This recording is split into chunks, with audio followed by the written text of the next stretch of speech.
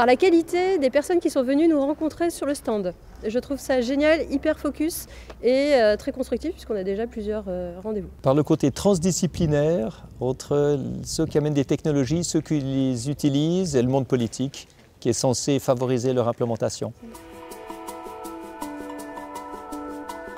Oh, beaucoup de choses. La mobilité, tout est à inventer. C'est le seul secteur qui n'a pas réussi à descendre ses émissions de CO2, mais qui les a plutôt augmentées. Donc c'est juste génial, c'est un champ d'exploration formidable. Et moi, mon principe, c'est de dire on va inventer la neutralité carbone immédiate et rentable et connectée. On croit toujours qu'il faut inventer autre chose de manière à ne pas agir avec ce qu'on a. On a déjà aujourd'hui de quoi avoir une mobilité quasiment neutre, avec des moteurs électriques qui ont 97% de rendement, que ce soit alimenté par des batteries ou par de l'hydrogène. On peut avoir une neutralité carbone sur l'aviation et sur le shipping avec une taxe sur les carburants.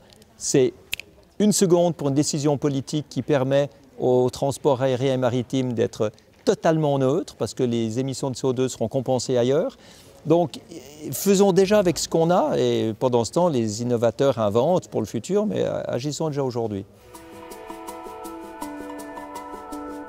Je crois beaucoup à la croissance et le mot sobriété, malheureusement, aujourd'hui est trop entaché de culpabilité et de notions négatives.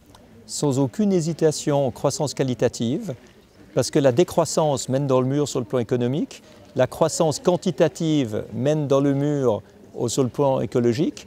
Et aujourd'hui, on voit que tout ce qui est remplacement des infrastructures polluantes et inefficientes par quelque chose de propre et d'efficient, c'est totalement rentable. Donc plus vous protégez l'environnement, plus vous permettez de faire du profit et de créer des emplois.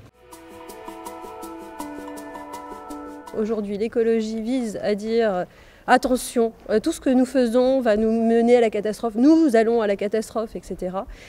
Donc arrêtons de nous loger, arrêtons de nous nourrir, arrêtons de nous chauffer, arrêtons de nous mouvoir, est une vraie bêtise. Au contraire, il faut juste utiliser les solutions qui existent déjà et en prendre conscience, mesurer ce qu'on fait et mesurer l'évolution au fur et à mesure et agir. J'aimerais qu'on arrête de croire que la voiture électrique est une voiture avec une batterie.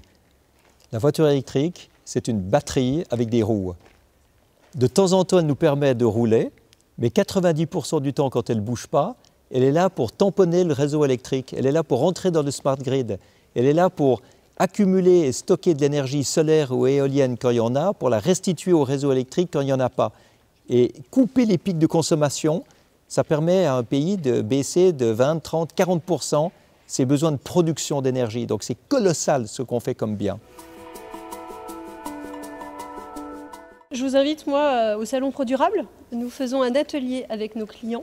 Nos clients viennent témoigner pour expliquer ce qu'ils font concrètement avec nous, combien ils ont gagné d'économies en euros, et ça c'est hyper important, combien ils ont évité d'émettre de CO2, combien ils ont planté d'arbres avec leurs collaborateurs et leurs enfants, et ça c'est juste génial, et comment en fait ils ont réussi à créer un cercle vertueux en emmenant tout le monde grâce à la fierté, à la mesure, à la progression finalement systématique de leur politique responsabilité sociétale. Et l'idée, c'est qu'ils convainquent tous les autres qui sont dans la salle. Le prochain événement dont je me réjouis beaucoup, c'est le G7 à Biarritz, sous présidence française, parce qu'Emmanuel Macron nous a demandé à tout un groupe de conseillers dont je fais partie, de lui amener des projets qu'il peut soumettre à d'autres pays pour créer des coalitions dans tous les domaines qui permettent de protéger l'environnement. Donc je me réjouis beaucoup que le président Macron puisse vraiment marquer sa présidence française avec des programmes environnementaux qui sont rentables, qui sont cohérents et qui peuvent créer une adhésion.